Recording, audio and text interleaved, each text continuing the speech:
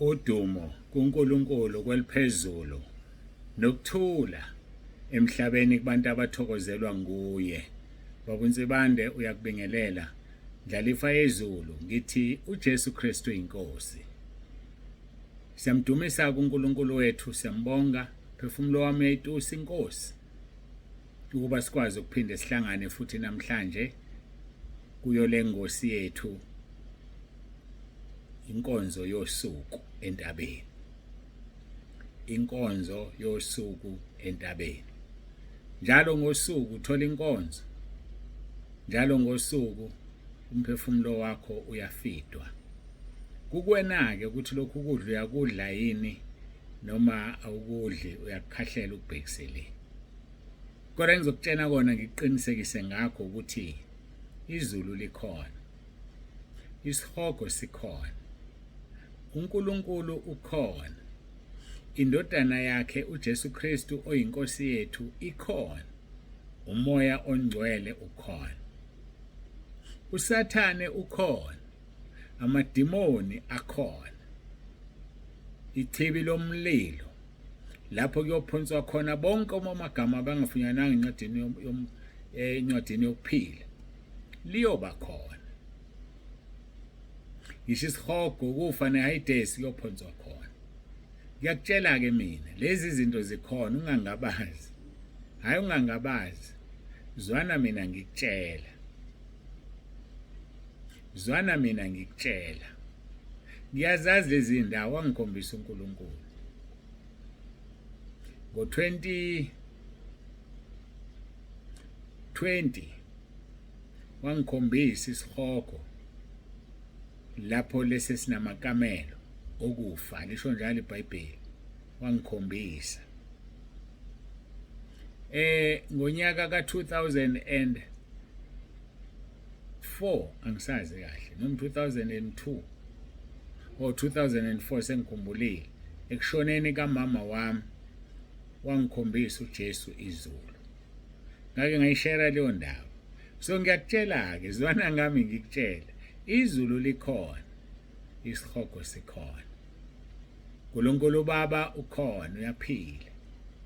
Nkosi uJesu Kristu indodana kaNkulunkulu oyinkosi yethu ukhona, uyaphila. Wayifile ngosuku lwesithathu wavuka kwabafileyo.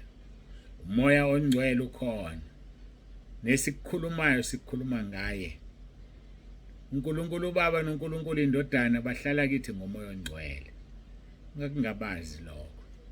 Ngoba kuyoba buhlungu sukubona ngale kwethuna. Ufisa ukubuyela emhlabeni, ufisa to buy back the time, and ngeke usakwazi ukubuyela emuva ngoba uthandanga ukukholwa sikutshela. Ayike isihloko sibonile lapho ukuthi sikhuluma ngani. Sikhuluma ngokuphikelela. Lezi zinto engizikhulumayo uSathane uyena lothi azikho. Phikelela, phikelela. Ungalalela umuntu, ungalalela uSathane, ungalalela amadimoni. Kodwa phikelela. Ake sigoqe sikhuleke.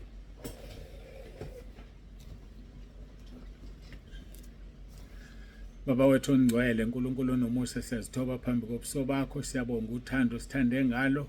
Siyakubonga Nkosi ngakho konke osenzele khona. Udumo lungolwakho lukufanele. Izikhathi zingakabi bikho namanje kuze kube phakade. Khuluma nathi ke Nkosi ngaso lesi sikhathi, usiphe ukudla kosuku komphefumulo. Sidlile ukudla kwenyama. Abanye ke basemkhosini abadli, kodwa ukamoya bayakudinga.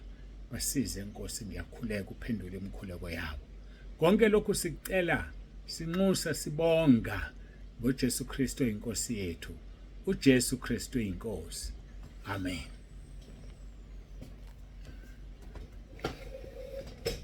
Siyambonga ke uNkulunkulu kakhulu, siyamdumisa. Ngikhona la eStudio 1. Siyambonga kakhulu uNkulunkulu wethu, siyamdumisa bangcwele. Sizofunda izwi lenkosi ngokuka Luka chapter 13. Luka chapter 13. Sizoqala ukufunda kuverse 22 noma esihlokweni ngiqale kuverse 23, kodwa sizoqala ukufunda kuverse 22. Lithi ke izwi lenkosi, wayisedlula kukhulunywa ngenkosi uJesu la. Wahamba imizi ngemizi nemizana efundisa eqonde eJerusalem. Verse 23, umuntu othile wayesethi kuye, Nkosi, bayingcosana abasindiswayo na? Wathi kubo, verse 24, phikelelani ukungena ngomnyango omncinyane, ngokuba ngithi kini abaningi bayakufuna ukungena bahluleke. Verse 25, nxa umninindlu esukumile wavala eminyango, niqala ukuma ngaphandle, ningqongqothe eminyango nithi, Nkosi, sivulele. Uyakuphendula athi, anginazi lapho nivela khona. Anginazi lapho nivela khona. Yabona uma ingane yakho kade ihambile ungayazi ukuthi kubikuphi, ibuye ebusuku izokunokhela ikuvulele, ikuphazamise ulele. Amagama wakhulumayo la uthi sibani bani, angikwazi la uvela khona. Bengingakuthumanga, angikwazi la uvela khona. Hamba olala la uqhamuka khona. Ungathi inkosi uJesu isho njalo. Bazoma bangqongqothe bathi, Nkosi sivulele. Yakuphendula athi, anginazi lapho nivela khona. Hayi, sigijimana leso sihloko ke namhlanje esithi phikelelani ukungena ngomnyango omncinyane. Phikelela. Ake sibuyele kuleli verse esiqale kulona uverse 22. Wayesedlula wahamba imizi ngemizi nemizana efundisa eqonde eJerusalem. Umuzi makukhulunywa ngomuzi eBhayibhelini kukhulunywa ngevillage, town, not city, town. Ilokishi ngamanye amagama mhlawumbe olimo ozoluzwa. Wayehamba imizi ngemizana, amalokishi amakhulu namalokishi amancane. Eshwenzani eShumayela. He was not leaving any stone unturned. Wayengalishiyile itshe engaligumba uqelanga. Ehamba engena imizi ngemizi nemizana, ukuthi imizi emikhulu nemizi emincane. Ehamba engena efundisa eqonde eJerusalem. Into engithatha kakhulu la yile, siyathanda thina ukuya la siqonde khona, kodwa asifuni ukuthi kubonakale lapho sidlule khona. Angazi noma ngizwa. Siyathanda ukuya la siqonde khona singaphazamiseki, kodwa sifuni kubonakale ukuthi sidlule phi. uJesu wayeqonde eJerusalem, kodwa wabashiya abantu bephendukile ngoba wayebashumayeza. Yakuzwa ke lokho? Musu uvela uqonde nje la uyakhona, kungabonakala ukuthi uke wadlula njengomntwana kaNkulunkulu. Ugibela itekisi, uhambe edrobheni, uzokwehla edrobheni uyesitolo la uyakhona, abantu basetekisini abazi ukuthi bebegibele nomntwana kaNkulunkulu, abazi ukuthi udlulile wena. Hayi kahle wena. Hayi kahle. Sihamba njengoba uJesu inkosi yethu yahamba. Hamba njengoba ahamba. Abantu mabasazi ukuthi siphethe imfihlakalo kaNkulunkulu, sikhonza inkosi uJesu, singabaphathi beimfihlakalo. Abantu nje mabakwazi, and mase bekwazi bazosizakala. Abanye ngeke basizakale ngaleso sikhathi, kodwa kuzobuya engqondweni, ngangagibela nomuntu onje eTexini, washiya nenamba yakhe, ngayithatha, ngiyamdinga manje. Nawe usukhohliwe. Athi kwakuyilanga elithize eTexini, wathi washiya inamba yakho ngase ngiyayithatha, sengiyakudinga manje. Kusebenza kanjalo izulu. La uhamba khona ushiya umgwaqo uvulekile. La uhamba khona kufanele kubonakala ukuthi kudlule wena ke la. Hayi akekho futhi obengadlula kusale kanje. Lo dlule la wasezulwini. Mina ngiyabuza ukuthi la udlula khona kuyaziwa yini ukuthi umntwana kaNkulunkulu. La udlula khona. Mawudlula esitolo sematerial ufuna ukwakha, kuyabonakala lapha esitolo umntwana kaNkulunkulu. Noma baku-offerisha ama-blocks, baku-offerisha ama-frames, baku-offerisha izinto ezintshontshiwe. yazi uma uphuma lapho hamba uyokhala. Mina ngiyakucela hamba uyokhala uNkulunkulu. Kazimula isukile, awubonakali ukuthi ungumntwana kaNkulunkulu. Bekufanele babone bangawukhuluma umbhedo kuwe.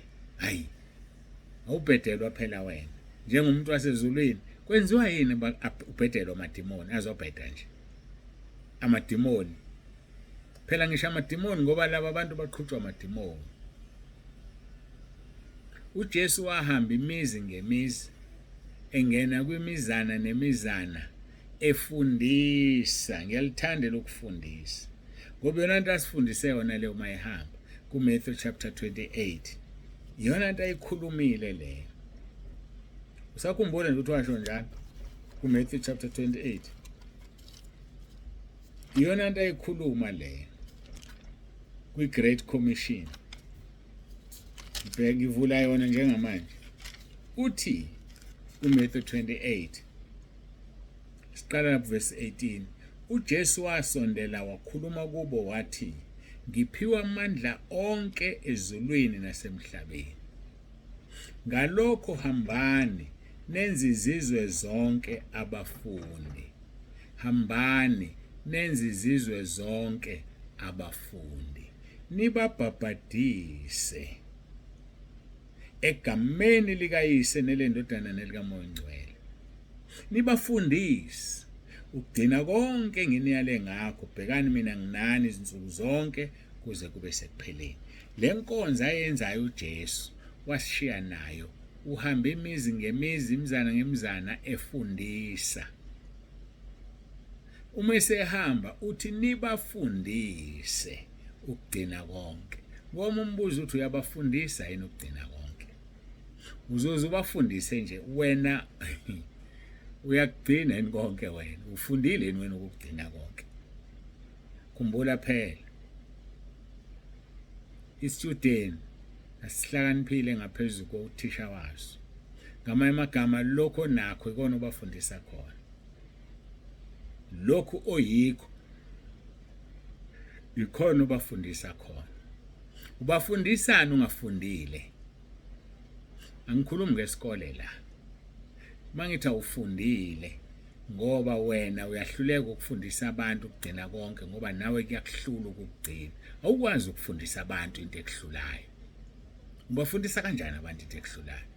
Ulengise umama wenkalankala engakazi ukuqinisa ingane. Kuthiwa umama wenkalankala hamba straight, awuye kuhamba utsheke wena. Hamba straight yathi yazama ingane enkalankala yahluleka. Yathi ungikhombise mama. Uthi uyahamba nomama wenze njani? Watsheka. Okuwukuthi ngisho usutshekile awuziboni ukuthi utshekile. Ubona abakubukayo ukuthi usutshekile ke manje. Ubona abakubukayo ukuthi usibanibani usewile ke manje. Usibanibani akasekho ezweni likaNkulunkulu. Ubona obani abakubonayo wena uziboni. Kale nini yonkalankala wacela uhamba straight kanti akahambi straight, utshekile naye. Nibafundise ukugcina konke ngoba naye uJesu usifundisile. Umuzwa lana ehamba engena imizi ngemizi efundisa. Usebashiya ke nenkonzo yani yokufundisa. Ngiyambonga mina uNkulunkulu kakhulu ngoba ungipha inkonzo yendodana yakhe. Njengoba sengikhulume kaningi mina ngiyafundisa.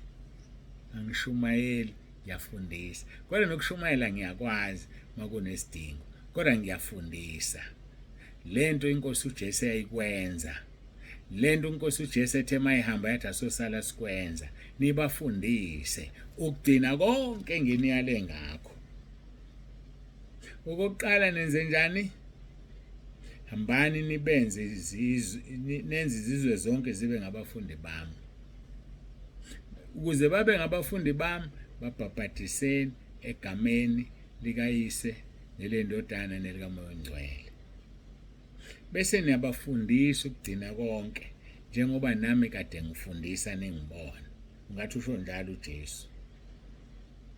Uthi sethi ke ningesabi, bhekani nginani kuze kube sekupheleni kwenu. So uma ufundisa uzufundisa wedwa. Uzohamba naye, nihambe nifundisa naye.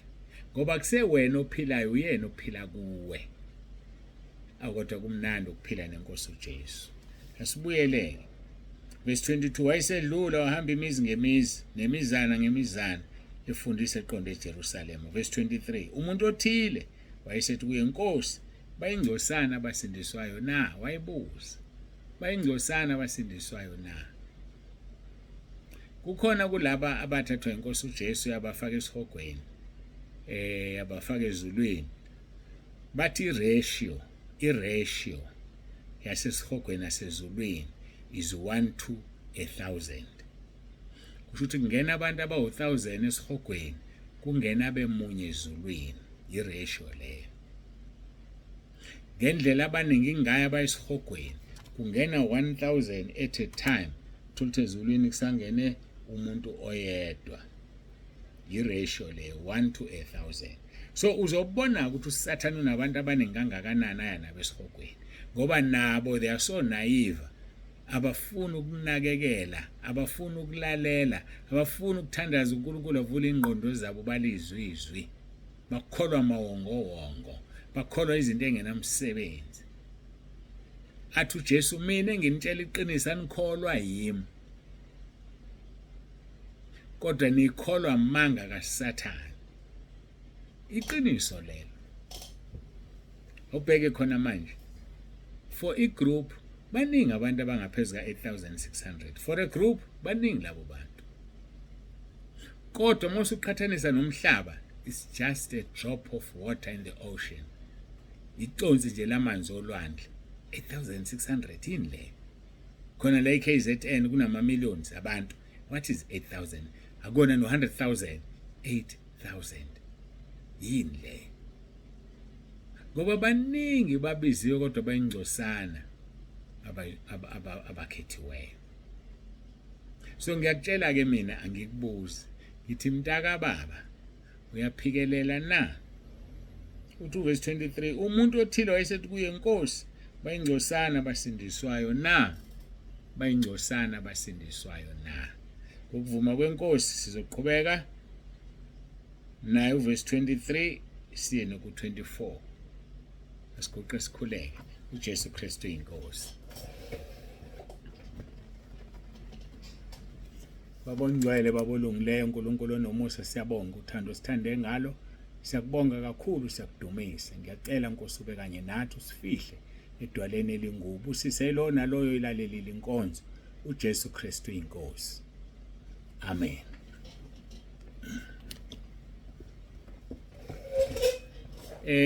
Khona into uNkulunkulu angikhumbuza yona ebengithi ngizoqala ngayo, ngiqalanga ngayo, sengigcina ngayo ke manje. Abaningi sebevalile, abaningi ngele ngathi asiguqe sithandaze bavale, balahlekelwa le information. Kunabantu abathanda ukuhambisana nathi uma siya ezinkonzweni. Njengoba siyeGoli nje, khona abafuna ukuhamba nathi siyeGoli. Njengoba siya eMpumalanga, khona abafuna ukuya nathi eMpumalanga. Nasi isicelo sami.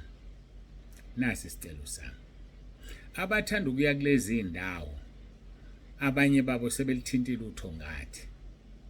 Ukuze kuhambe kahle phela siphethwe bazalwane, ngicela uma ufuna ukuhamba notho ngathi, utshela umfundisi wakho uthi akakucelele kumfundisi wasotho ngathi. Ngoba kukuhle ukuthi uzicelele wena bese belokhu bethi usuripothile kumfundisi. Akuzwakali ngathi awuphethwe, uziphethe. Cela umfundisi wakho akucelele ukuthi uhambe nabo, bese bona ke bebheka ukuthi indawo basenayo noma banayo. Ngiyacela kuvele kukhona nabaqhamukayo, angazi bavumbukapi, bafuna ukuhamba nobaba nomama uNtsibande. Anikwazi ukuhamba nathi. 1, senzizwe uPaul uthi angaze ngibe umthwalo ebandleni. Lapho sihamba khona siyabhuka, asilale ekhaya lomzalwane. So masibhuka ke thina wena uzolalaphi? Number 2, ngingumholi webandla elikhulu ngendlela emangalisayo. Uma wena ufuna ukuhamba nami imoto incane, benze njani laba abanye? Akuzusho ukuthi ngiyakhetha, indaba ngithatha ubani ngibashiyele nobani, noma kufanele ngihambe ngebhasi mangiyala ngiyakhona ukuze ngiaccommodate as many people as possible. Cha bazalwane, ngiyacela nje ningaceli ukuhamba nobaba uNsibande nomama uNsibande, ngiyacela nje ngomoya omuhle. Cela ebranchini, cela umfundisi wakho akucelele kuleyo branch ehambayo, bese umfundisi waleyo branch usezokhuluma nekomiti elihlelayo. Awuzuzikhulumela nekomiti, uzokhuluma nomfundisi wakho. Uma ungena mfundisi uzokhuluma nomfundisi webranch ehambayo. Ngiyabonga, ngethemba icacile kahle kakhulu. Laba sebekucelile, laba sebekulungiselwe, sebevunyelwena sikujikisi, sekulungile, silungisela ikusasa ngoba kuzoxabana befundisi. Bathi abefundisi, umfundisi othile uthatha abantu bamahambe naba endaweni ethile. Angabe seze umfundisi makuthiwa hayi wayicelela lo muntu savuma. Uzathi masithi ucelile kuwe wathi ucelile, isokuyipast tense. So umfundisi wasothongathi akazumukela lutho oluvela kumzalwane, uzomukela etshela umfundisi ethi umfundisi ngicela ungihambele nobani webranch yami. So wena ufuna ukuhamba, tshela umfundisi wakho akucelele. Uma ungenamfundisi uzocela kumfundisi wasothongathi noma kuphi, usathi unamfundisi ikuzicelela. Siyambonga kakhulu uNkulunkulu anigcine, uNkulunkulu anibiyele. Baba uNsibande uyavalelisa uthi uJesu Kristu inkosi.